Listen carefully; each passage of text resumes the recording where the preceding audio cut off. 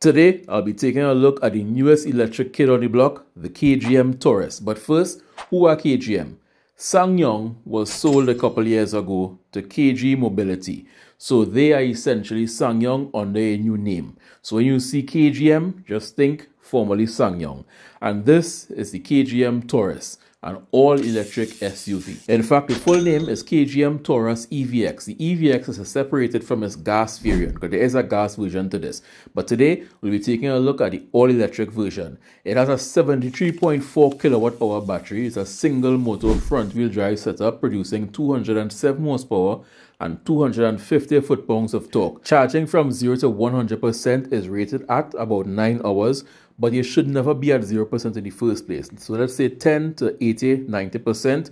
So average about maybe 7.5 to 8 hours. And with that, you're going to get an estimated range of about 462 kilometers. At current rates, that's just about 28, maybe $30 to fully recharge this vehicle, and you're going over 400 kilometers estimated.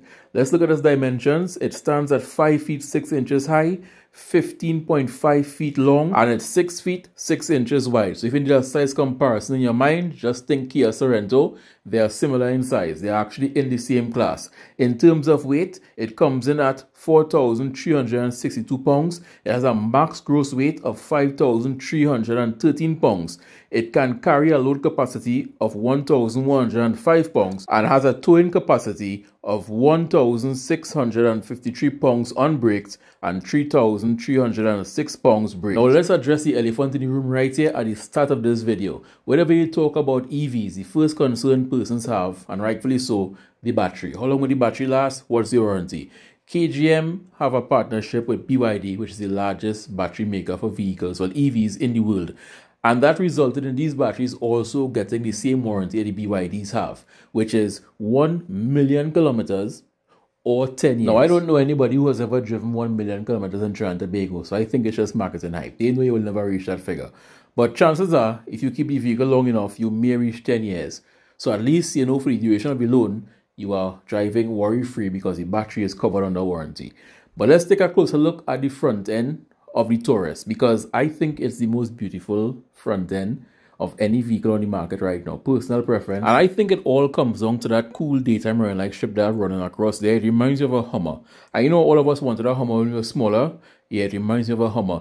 And the turn signals are sequential. And the good thing about it is that even with the turn signals on, you still have daytime running lights. So the daytime running lights on the sides switch back. So they go from turn signal to daytime running lights. But all while that is happening, you still have daytime running lights running in front of the bonnet. I know for a fact, if I owned this vehicle, I would find a way to make those daytime running lights do night rider.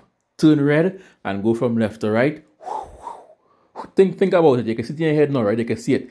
These lights right here going left to right in red. Yeah, I can see it. It's pretty cool. Another cool thing is that they have the headlights down low. As you can see, the headlights are in the bumper where normally fog lights would be. And that's pretty cool because you don't have to really worry about blinding drivers that much because the lights are already down low, which also provides better light coverage on the ground because the light is actually almost ground level if you want to consider it like that. Another cool styling choice is that even though it's an EV, they didn't go for that complete block out the grille look. It still have an aggressive look even with a minimal grille down low. Another cool styling choice, and again, it's going to remind me of the Hummer.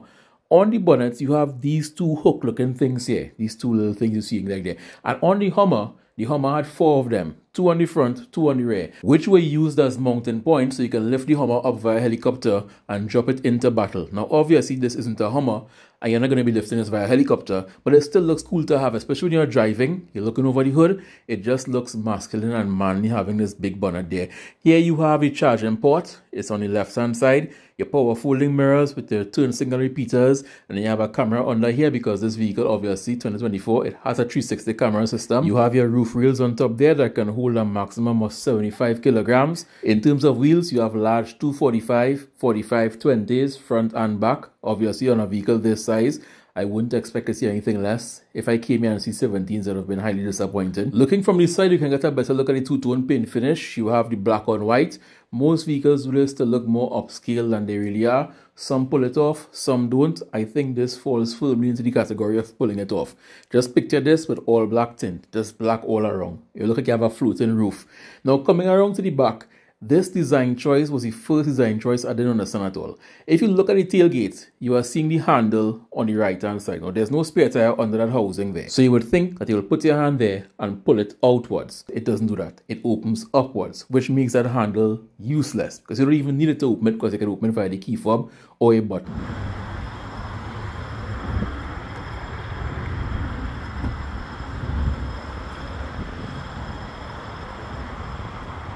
It's one of those things that make you wonder, why would you even do that? It didn't even make any sense. But anyway, as we are at the rear here, let's go into the trunk. You have a total of 839 liters with the rear seats folded up and a massive 1,662 liters with the rear seats folded down. And as always, they fold down in a 60-40 split, meaning a big side 60 or a small side 40, altogether for 100%. They don't fold down exactly flat, but it's good enough to fit whatever you have to fit at the rear here if you need all that space. To the right, you have this LED light and a switch that opens or closes the trunk from inside in case a child got stuck at the rear here, or maybe you are just at the back here doing something. You can either open or close the trunk from inside of here. Here you have a privacy divider that works the exact same way it works in any other vehicle. You pull it from its housing and you lock it into place. This is how it looks. And to retract it, you do the reverse, you pull it slightly, push it down, and it retracts back into its housing. Under the housing, you have what you will typically find in most vehicles now. You have a tire repair kit type thing, you have your jack, your tow hook, and all of that, and that's that. There's no spare tire inside of here. I'm not sure if the spare tire is underneath the vehicle. I seriously forgot to check, but chances are it doesn't come with a spare tire because most vehicles these days do not come with a spare tire. This is what the home charger looks like. It's this big box here. One end plugs into your mains and then the other end plugs into the car, and that box is in the middle. So that box is the brains of the operation. It gets power from one end, sends it out to the other end. Just an FYI, this could probably plug into an AC outlet 220 volts, but just to keep your warranty intact, get a trained electrician to wire this up fair, so they can't say later on when they wire it up wrong and that's why the battery go bad. Just an FYI. In front, there's nothing to really see here. You have your wiper washer fluid, two other fluid bottles, and that's it. You have a high voltage line on this end and what seems like a fuse box above that. I'm sure if you were to unscrew this shield on top here, you might see the motor and some other electric components. But generally speaking, the only time you'll be here is checking your fluids. Other than that, most people will keep this bonnet closed right through. Stepping into the back of the Taurus, there's bitter and there's sweet. There's more sweet than bitter. Starting with the sweet, the interior looks fantastic. Look at these seats. The seats look like they hold you in place, and they really do. They have a nice leather feel to them. Lots of room at the rear here, lots of space. There is even accent stitching along the seats. But what I don't like is that in a vehicle this price point, you still have so much hard plastic on the doors. Hard plastic on top, soft touch materials here, hard plastic, more hard plastic at the bottom. Now, while I could care less either way, I just think that customers have grown accustomed to having soft touch materials on the doors at a certain price point. Now, on the headrest, you have these things, which I thought were iPad holders or tablet holders. They look like that. You can just chuck a tablet there. But apparently, it's to hold clothes. It's literally labeled as a clothes hanger. I don't know how it works. Maybe the hanger fits there or something. But I will definitely just chuck an iPad at the back here. It looks like an iPad holder. I'm going to put an iPad at the back here if I own the vehicle and let it balance somehow.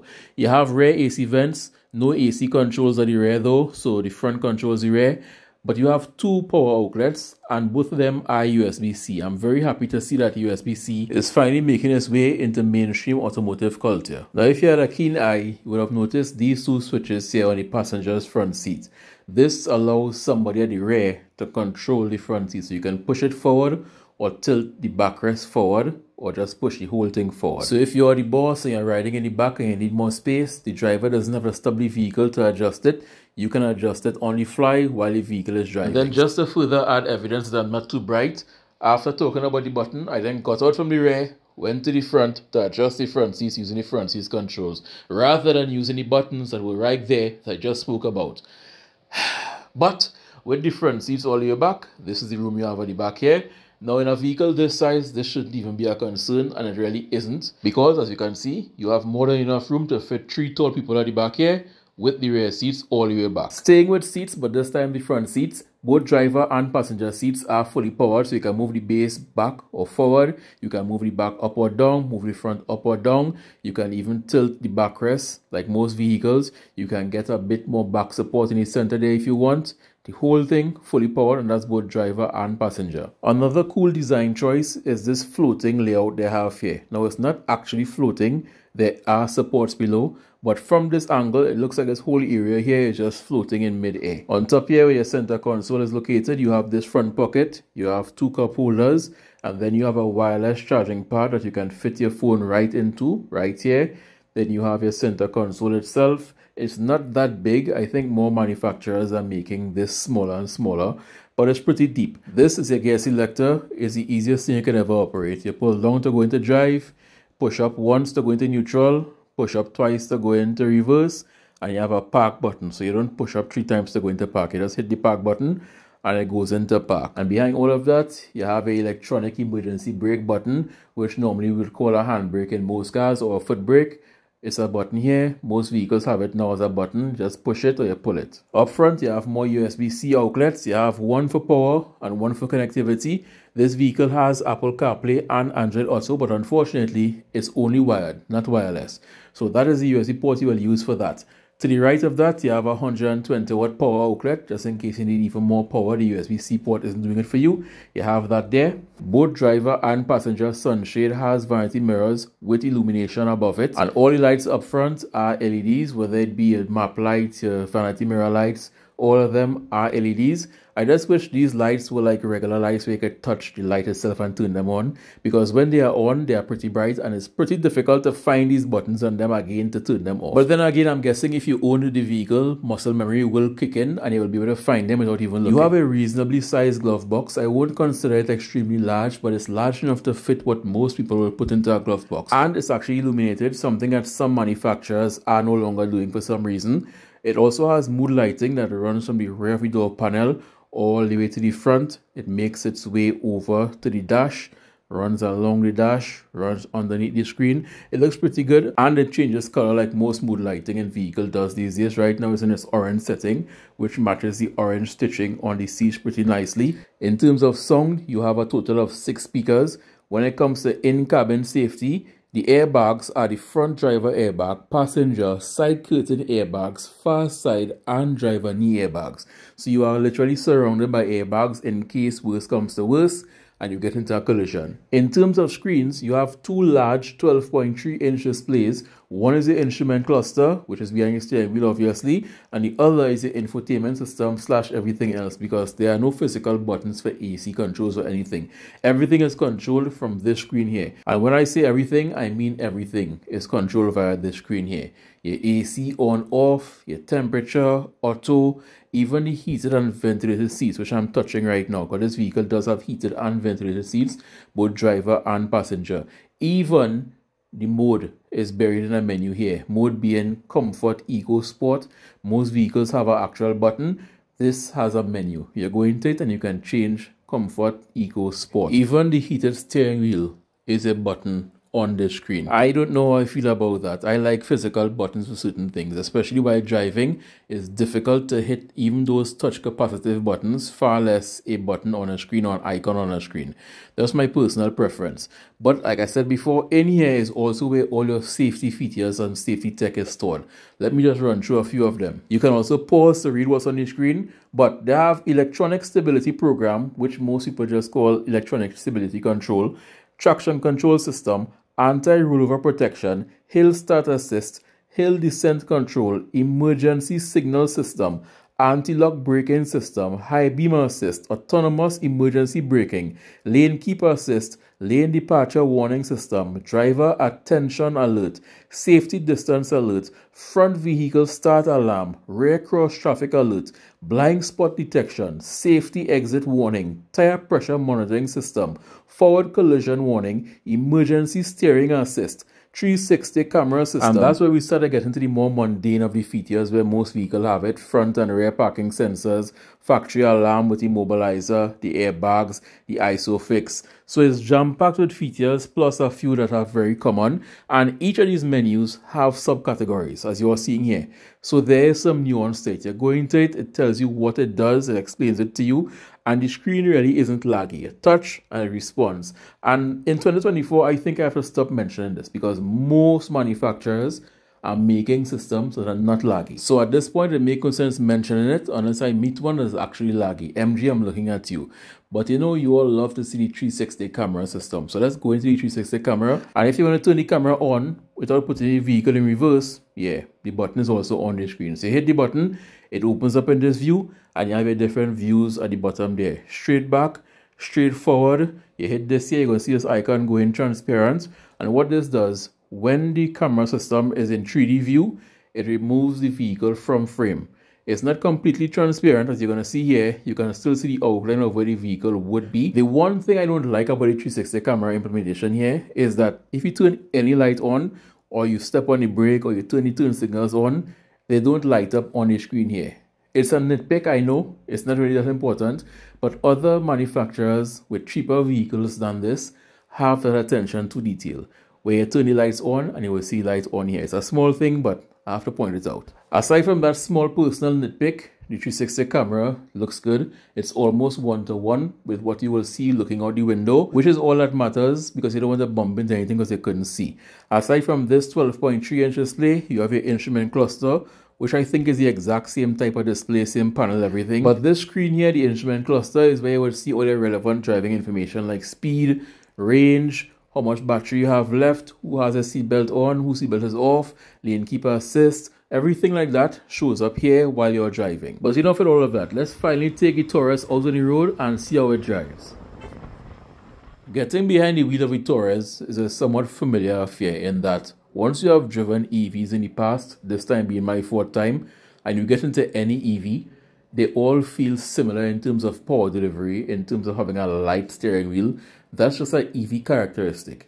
Now, they may differ when you are accelerating. Some might send full power, some might send gradual power on a curve. But generally, all EVs under normal driving conditions, and this one is no exception. And by normal driving conditions, I mean like this. You're just driving about the back roads, up a main road, across a side street. They all drive similar. You are driving, all you're really hearing is tire noise, and that's about it. And that makes it somewhat difficult to actually point out individual characteristics, because what do you say? With a gasoline engine or a diesel engine, you can point out, well, the turbo lag is up until, let's say, 4,000 RPM, or you have low-end torque or high-end torque. You have different characteristics you can point out. But in an EV vehicle, you get in your accelerator pedal, you hear no noise, you hear no acceleration, but you start moving. Now, I'm not saying that's a bad thing. I'm just saying that sometimes it's difficult to point out individual driving characteristics given the fact that when you are driving normally, all of them drive the exact same way. Where the differences start to shine is power delivery. Under aggressive driving, you go from 0 kilometers per hour, you floor it, and then you can see the difference. But even in the differences, again, we're back to having similarities in that you can feel the weight, but not feel the weight at the same time. Let me explain. The Taurus is over 4,000 pounds. You can't trick the brain. While driving it, you are aware that you are driving a vehicle that is over 4,000 pounds. So you are aware of the weight. But when you get on the accelerator pedal, the weight goes away.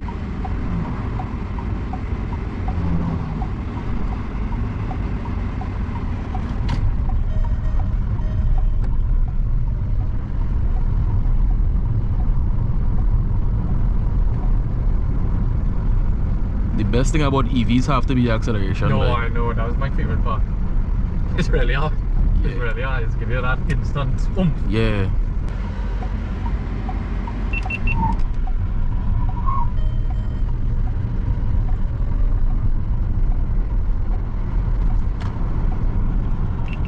And yes, it does rip its tires a bit under heavy acceleration, but then traction control kicks in and does its thing.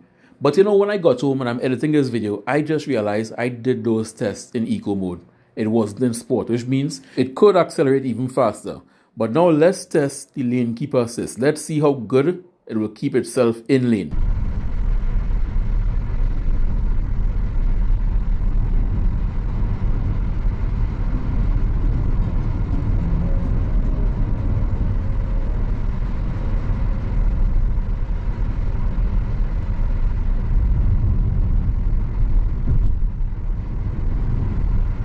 this is what I like to see. This is a good implementation of lane keeper assist. You are seeing dotted lines here on the left, and then it's going to go into solid. It was solid before, and the steering wheel is making minor corrections to keep itself in the center of your lane. This means the vehicle is aware where the center of your lane is. This is what you want to see. Some vehicles, they seem to look for where the center of the road is. One minute you're all the way to the left, then you're all the way to the right, and so they're going left, right, left, right. This is just minor corrections. It may be difficult to see at normal speed, so I'm going to speed it up here. Look at the steering wheel. It's making minor corrections, just like a normal driver would do. When you are driving your vehicle, you don't pull the steering wheel all the way to the left, then all the way to the right. People think you're drunk. But aside from that, you have your other safety features like emergency braking, adaptive cruise control, blind spot monitoring. So if you're trying to switch lanes and somebody's in your blind spot, it will beep and it will illuminate on the side mirrors. But getting back to the weight, because remember, I said you feel the weight, but you also don't feel the weight. So just to recap, you feel that you're driving a heavy vehicle when you're just driving normally. But then under heavy acceleration, you don't feel the weight.